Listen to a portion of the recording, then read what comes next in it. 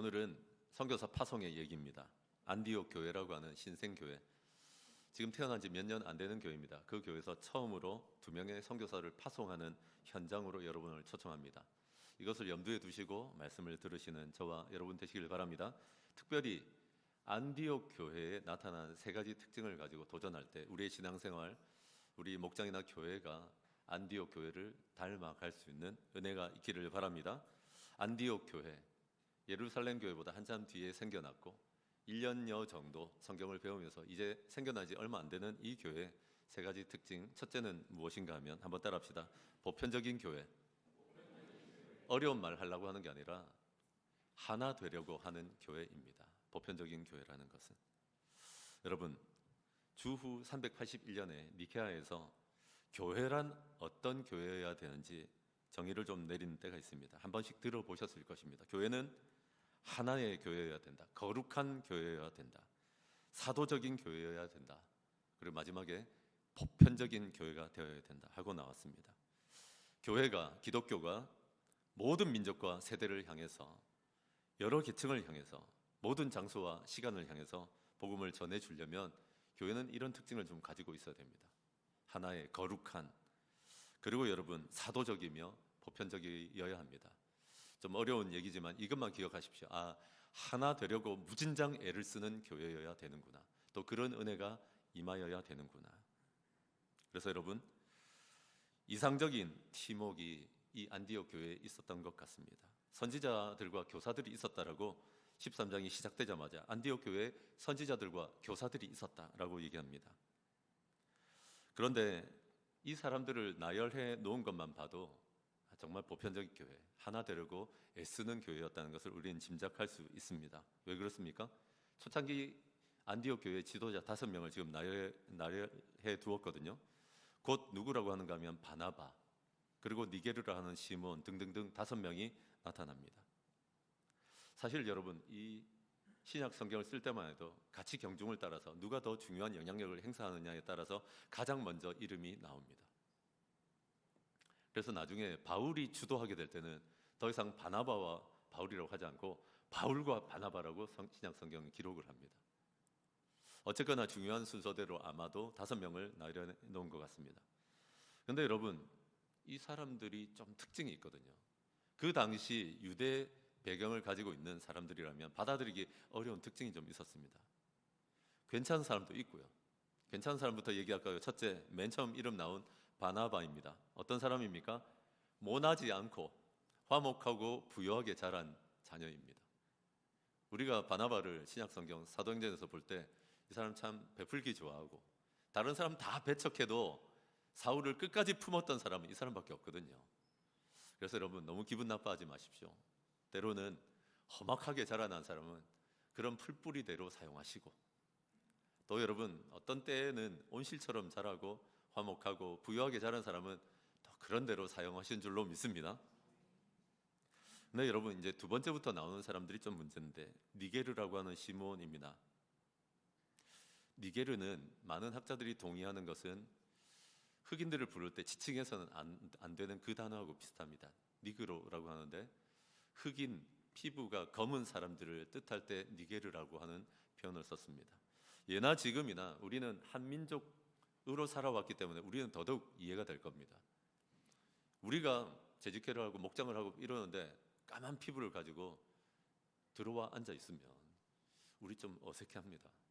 우리가 자주 그런 데 노출됐던 건 아니니까. 저는 감사하게도 몇 년간 다민족 교회에 있었기 때문에 별로 사실 어려워하지 않습니다.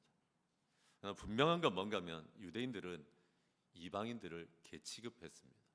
그런 사람들과 말을 섞거나 특별히 식사를 같이 하거나 교회를 같이 꾸려나간다고요? 그런 일 안 일어납니다.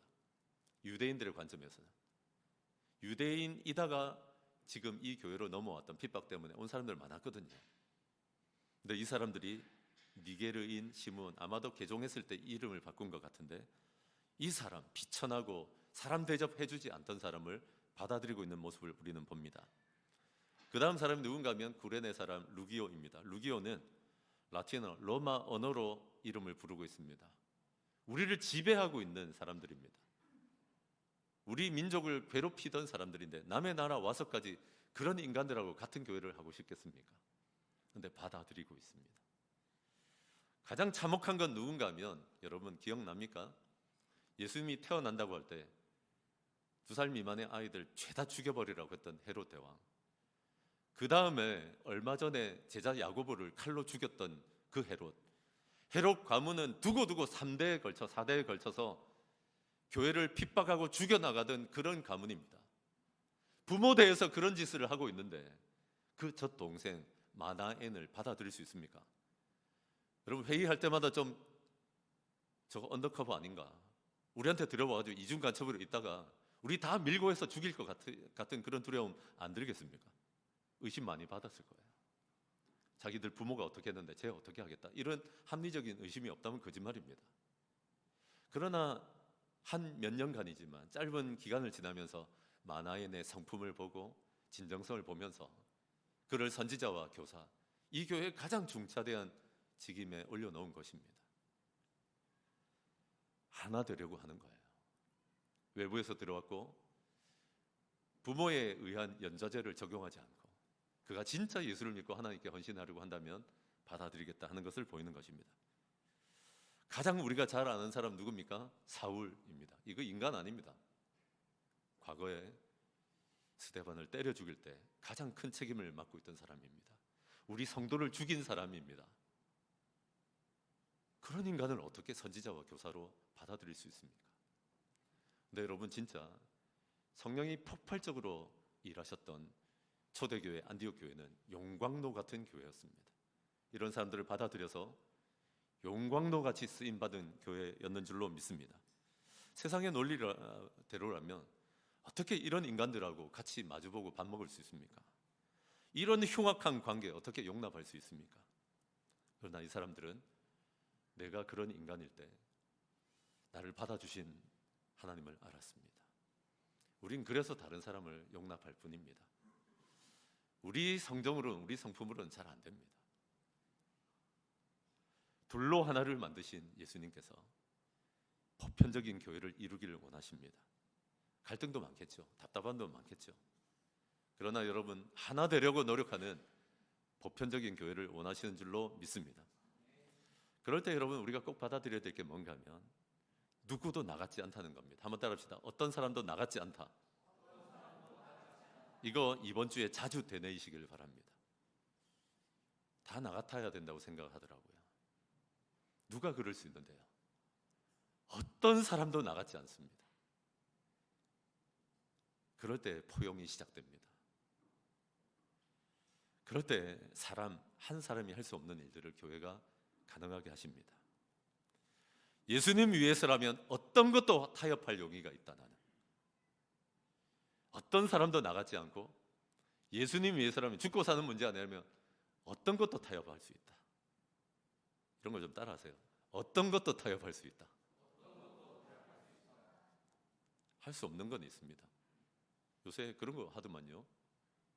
이렇게 전시실 같은 데 사람을 데리고 가더라고. 여기 중고등 학생들, 어린이들, 부모님들 잘 들으세요. 요새 어떤 아이가 엄마 누가 나 같이 친구들이 가자고 해서 어떤 전시실에 갔더니 엄마의 사랑을 엄청 보여주더라. 다음 전시실 갔더니 아버지의 사랑을 엄청 보여주더라. 상이단입니다 이거. 자기 교주를 드러내지 않고 아버지 하나님, 어머니 하나님이라는 표현을 많이 씁니다. 근데 학교 안에서 아이들 위주로 포섭해서 데리고 간답니다 요새. 이런 건 타협할 수 없어요. 교회 이름 앞에 하나님을 써놨다고 하나님이 기뻐하시는 교회는 아닙니다. 힌트 받으셨죠? 그래서 하도 소송을 걸어대서 힌트로 얘기합니다. 그런데 주변에서 그런 악랄한 방법을 쓰고 있다고 하니 알고는 계십시오. 아이들이 친구들이 애워싸서 데리고 간답니다. 어머니 사랑, 아버지 사랑 가지고 녹여주고 간식 많이 주고 우리 같은 그냥 교회인 듯이 해서 이 교회 다녀도 안 되겠나? 그러다 큰일 납니다. 이런 건 타협할 수 없어요. 어디 하나님 어머니가 어디 있어요? 그래 여러분 이런 걸 빼놓고는 나는 예수님을 위해서 어떤 것도 타협할 수 있는 용기가 있기를 바랍니다. 그거 용기 있는 거예요. 쪼잔한 게 아니에요. 대인배가 용서를 먼저 구하는 겁니다. 부부도 싸워보세요. 용기 있는 사람이 먼저 사과합니다. 사과하세요. 몰라요. 누가 부부싸움인지 몰라요. 대인배가 예수님 위해서는 뭐든지 타협할 수 있다고 말합니다. 대인배가 어떤 사람도 나같지 않다는 것을 받아들인 줄로 믿습니다. 이런 것 없이 우리가 사역을 아무리 잘한들 소리 나는 꽹가리 그건 시끄러운 꽹가리에 불과하다라고 성경은 얘기합니다. 예수님의 제자의 굉장히 중요한 특징입니다. 하나님의 사랑 때문에 하나 되려고 하고, 하나님의 사랑 때문에 예수님 위해서 어떤 타협이라도 하려고 하고, 어떤 사람도 나같지 않다는 것을 받아들인 것입니다. 그러니까 흑인이 와도 되고, 과거가 복잡한 사람이 와도 되고, 그러니까 여러분, 과거에 우리 형제를 죽였던 사람도 녹여서 받아내는 것입니다. 심지어 교회 지도자로 세우지 않습니까? 한동안은 우리 교회가 작고 연약하기 때문에 바깥에서 들어온 분들을 전면에 내세우지 않습니다. 그러나 어느 때는 여러분 이해하셔야 됩니다. 안디옥 교회 되어야 합니다. 모두가 이제는 어느 정도 기간이 지나면 이제 내세울 수 있어야 되는 줄로 믿습니다. 두 번째 안디옥 교회의 특징은 뭘까요? 선교사를 파송하는 안디옥 교회, 선교적이었습니다. 사도적이라고 합니다. 다른 말로 한번 따라합시다. 사도적인 교회. 381년의 주후 교회는 이런 곳이라야 된다 해놓고는 2000년 동안 몰래 쏙 빼놓은 한 단어가 뭔가 하면 교회는 사도적이어야 한다는 것입니다. 하도 이상한 사람들이 사도란 말을 많이 써요. 자기가 사도라고 하는 사람은 무조건 피하세요. 사도적인 것은 성경적입니다. 사도적이란 말은 뭘까요? 복음을 위해서 중요한 사람들을 보낸다는 것입니다. 교회는 그래야 합니다. 복음을 위해서 귀한 사람들을 내보낼 수 있어야 합니다. 좀 다른 얘기를 해볼까요? 아이가 태어나면 팔다리 보둥거리다가 대근육이 발달하고 손가락 같은 소근육이 발달하고 몸도 뒤집고 기고 서고 뛰고 이런 과정이 자연스럽게 지나가지 않습니까?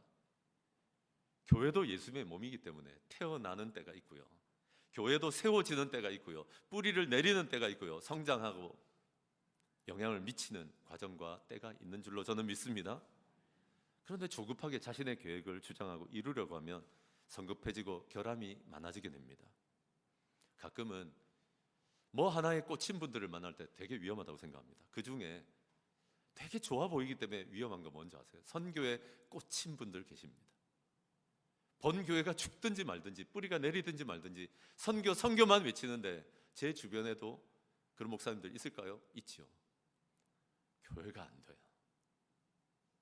여러분, 한참 뒤에 마냥 미루자는 얘기는 아니지만 그걸 딱 연수를 말할 수는 없어요. 안디옥 교회는 몇 년 안에 시작됩니다. 사도적인 교회, 세상의 복음을 위해서 다른 나라에 선교사를 보내는 교회 되는데 몇 년 안 걸렸어요. 그럼 어떤 교회는, 죄송한 얘기지만 신구는 목사가 바울도 아니고 바나바도 아니고 기량 차이가 있는 걸 저는 인정합니다. 여러분은 어떠세요? 진짜 성령 충만하고 초대교회 갔다고 말할 수 있습니까? 우리가 다 그렇지는 않거든요. 그래서 지금 20몇 년이 지나가고 있잖아요. 그러나 여러분, 어느 때가 되면 하나님께서 더 늦지 않게 사도적인 교회로 만들어 주실 줄로 믿습니다. 우리 아직까지는 없는 언젠가 파송 선교사도 좀 생기고 더 많이 구제할 뿐 아니라 세상의 이 복음을 위해서 헌신하는 그런 교회가 될 수 있도록 지금 내실을 다져가시는 줄로 믿습니다. 그거 아세요? 우리가 행복해지고 우리가 내실이 다져지고 나면 훨씬 장기적으로 훨씬 폭넓게 이 세상의 복음, 선교를 위해서 할 수 있는 일들이 많아질 줄로 믿습니다. 마냥 미룰 수는 없지만 너무 조급해하지도 마십시오. 어느 때가 되면 이만큼 알차게 성장해 하셨다면 그 다음 단계가 무엇인지 알려주시는 하나님이신 줄 믿습니다. 오늘 안디옥 교회를 보니까 그 시작이요, 사람들이 한 게 아니라 2절에 보니까 이런 선지자와 교사들이 있는데 그러다 보면 좋은 말씀 많이 들을 거 아닙니까? 1년 내내 성경 공부 시켰는데 그러고 났는데 선지자와 교사들만 쫓아다니는 게 아니라 뭘 시키셨는가 하면 주를 섬겨 금식하는 걸 자발적으로 하고 있는 걸 봅니다. 말씀은 있는데 기도 없는 사람들 되게 많거든요. 근데 주를 섬겨, 여기서 섬겨라는 말은 그렇게 차이가 나지 않아요. 사람들을 밥 대접하고 그들의 필요를 채워주고 이런 것도 섬김이지만 예배한다는 뜻도 가지고 있습니다. 우리 하나님이 뭐가 필요하십니까? 주를 섬긴다라고 할 때 여러분 뭘 떠올리십니까? 어떻게 하면 하나님 섬길 수 있습니까? 신령과 진정으로 진심을 다해서 예배할 때 주를 섬긴다라고 합니다. 그렇게 예배하면서 금식할 때, 금식한다는 건 뭡니까? 인위적인 힘을 끊어버리는 겁니다. 중대한 사안을 앞에 두고서 뭔가 교회에 그런 느낌을 주신 것 같아요. 하나님의 뜻을 분별하기 위해서 인위적인 힘을 배제하자. 요새 솔직하게 말해서 교회에 금식하자는 말은 어렵지 않은 것 같아요. 요새 왜 이렇게 다이어트 하는 분들이 많으세요?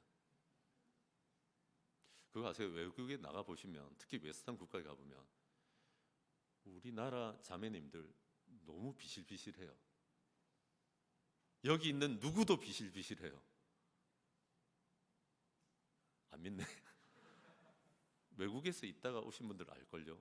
들어오면 한국에서 제일 먼저 느끼는 느낌은 사람들이 왜 이렇게 골았나 하는 거예요. 나도 그런 사람이라 죄송하지만 네, 여러분, 너 왜 그렇게 다이어트를 하세요? 네, 여러분, 그러다 보니까 이 금식은 하지만 오히려 지금 더 주요한 건 뭔가 하면 미디어를 금식하는 게 더 힘들어진 세대예요. 제가 보니까 이번에 생명사는 왜 이런 은혜를 많이 주시는가?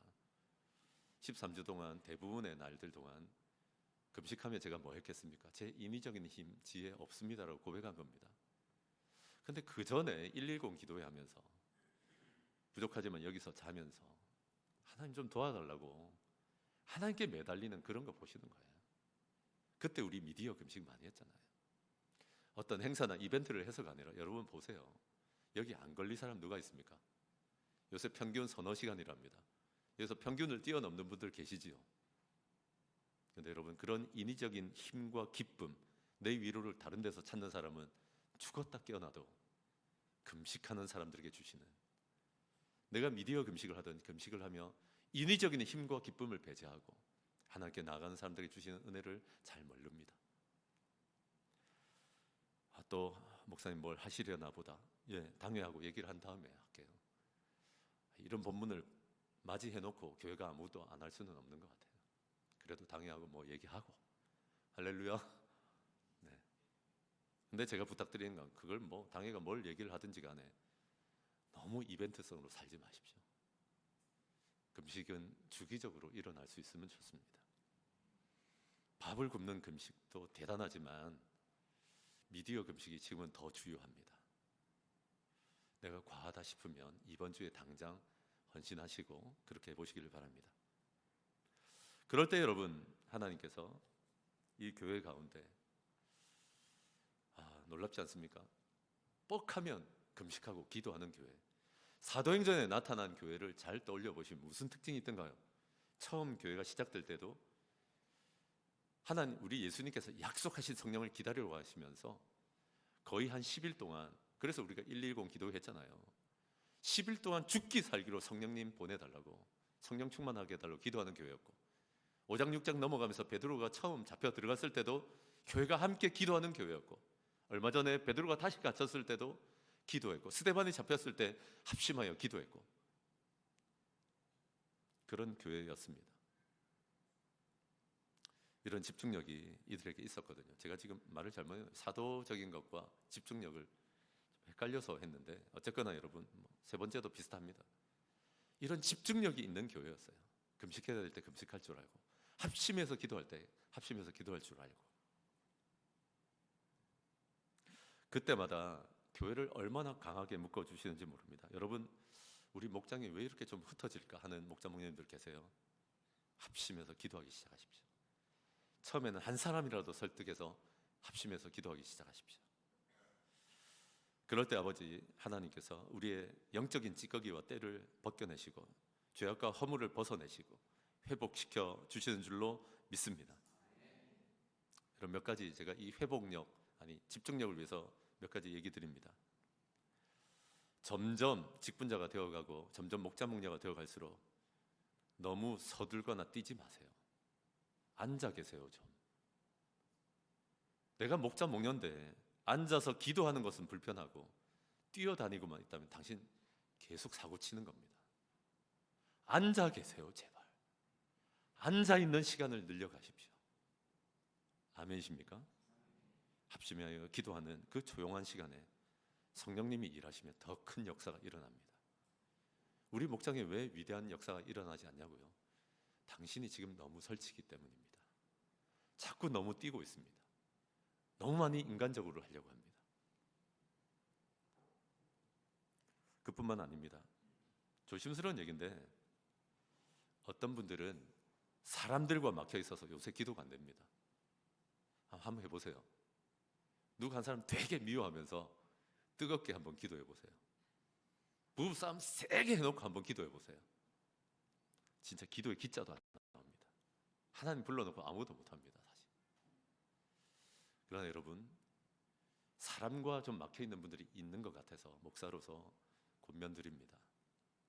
나오셔서 그 사람을 용서하거나 그 사람을 포용하거나 나도 똑같구나 하는 것을 받아들여야 기도의 문이 다시 열립니다. 합심하는 기도 자리에 와 있는데도 너무 답답한 분들 계시지 않습니까? 이 문제 해결 안 되고서는 여러분 기도의 문이 활짝 열리지 않습니다.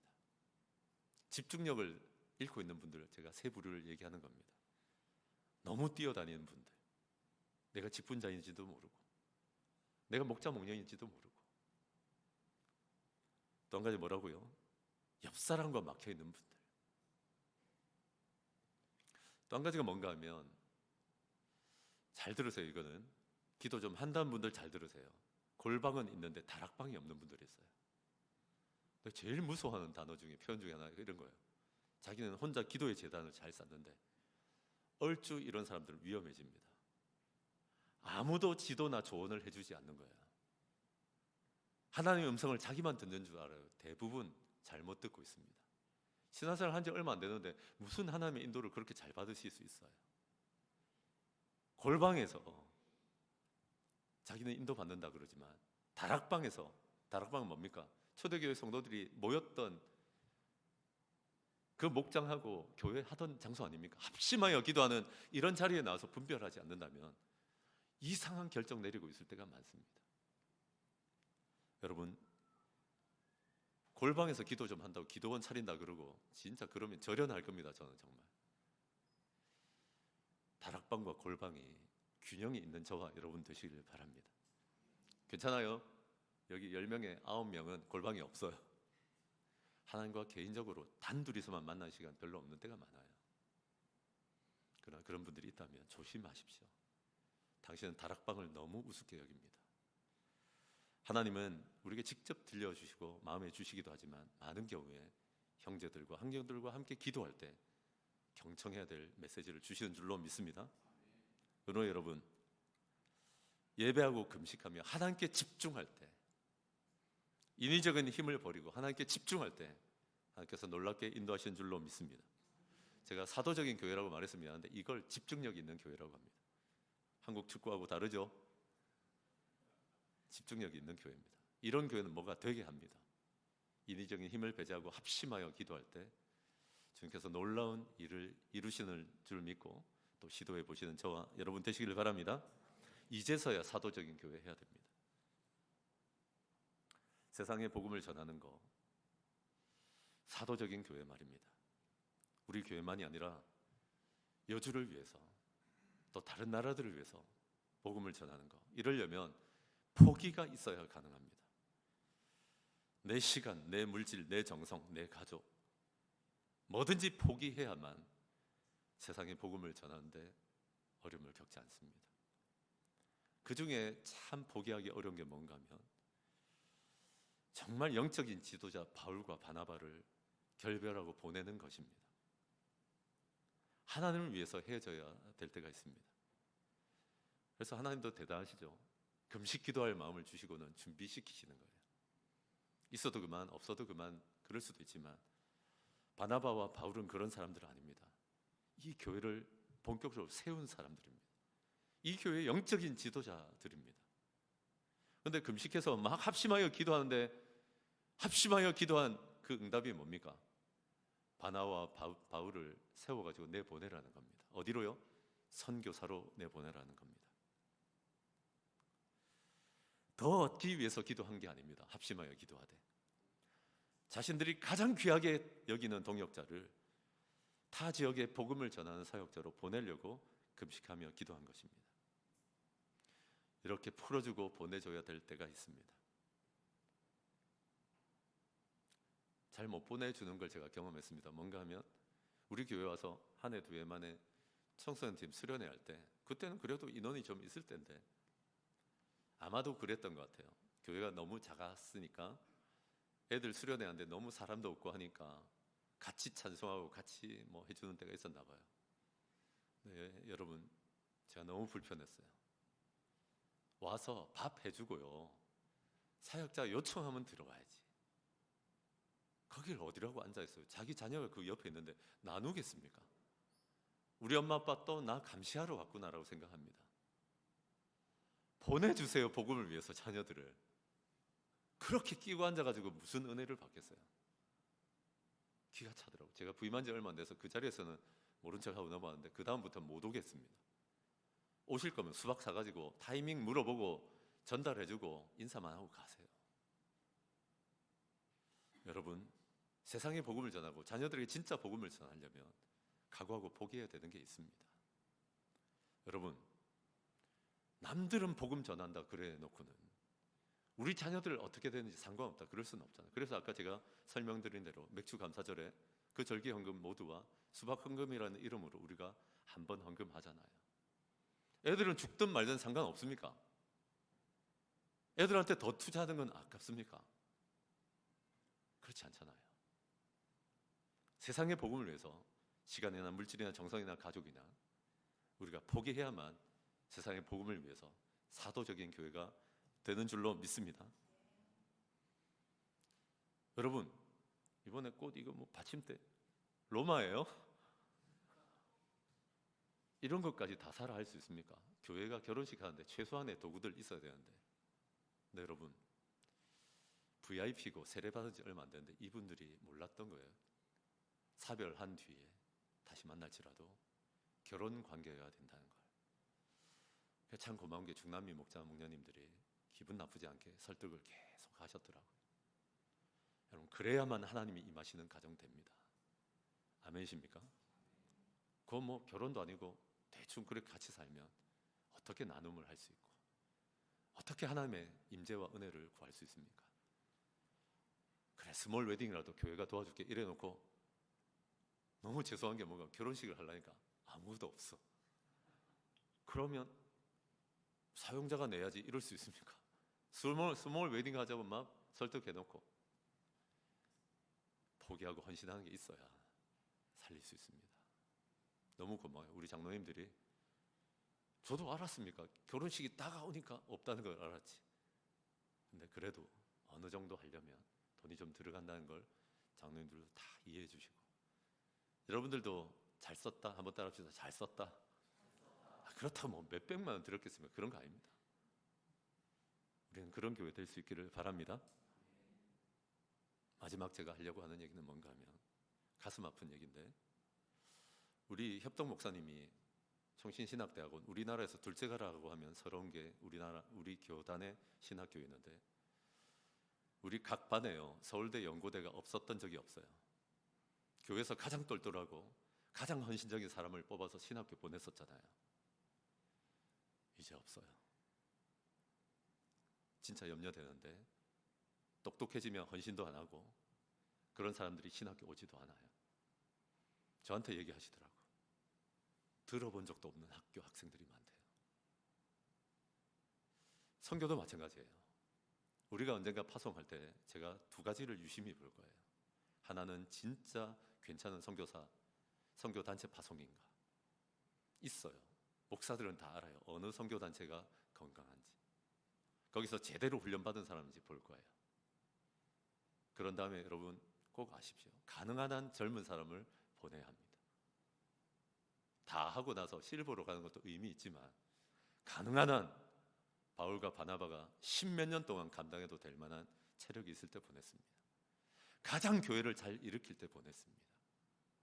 교노 여러분, 우리가 선교를 위해서 누굴 내놓는다고 할 때는 가장 목장 잘하는 사람, 가장 준비된 사람을 하나님 나라 위해서 전폭적으로 지지하면서 보낼 수 있기를 바랍니다. 나중에 선교사 파송할 때 돼가지고 이런 얘기하면 또 누구 자꾸 밀라고 저러신다 하는데 없어요. 아무도 아직 그런 계획이 없어요. 이 말씀을 따라서 안디옥 교회는 바나바와 바울을 보냈습니다. 그 정도 희생은 있어야지. 적용해서 얘기합니다. 목자 목녀님들 중에 분가를 꿈꾸는 몇 분들 있는가 합니다. 제일 좋은 분들 목자 목녀로 세워서 기쁘게 보내세요. 대부분 다 보내세요.